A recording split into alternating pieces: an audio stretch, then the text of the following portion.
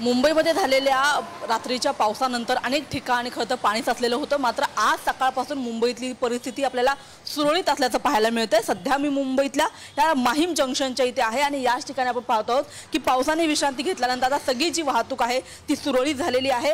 दादरकडून अंधेरी बांद्रा या ठिकाणी जाणारा जो रस्ता आहे तो पूर्णपणे क्लिअर आहे। त्या ठिकाणी कोणतीही वाहतूक कोंडी होताना पाहायला मिळत नाहीये। तर दुसऱ्या बाजूला पलीकडच्या बाजूला आपण पाहिलं तर बांद्रा अंधेरी या ठिकाणाहून दक्षिण मुंबईकडे जाणारा जो रस्ता आहे त्या ठिकाणी देखील कोणतीही वाहतूक कोंडी आपल्याला पाहायला मिळत नाहीये। वाहतूक सुरळीत झालेली आहे।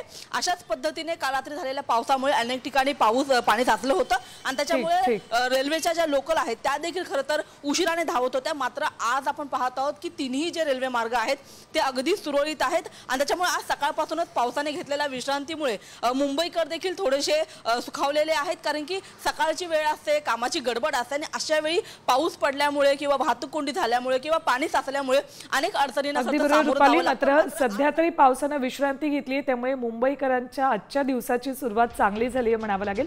धन्यवाद संपूर्ण माहितीसाठी।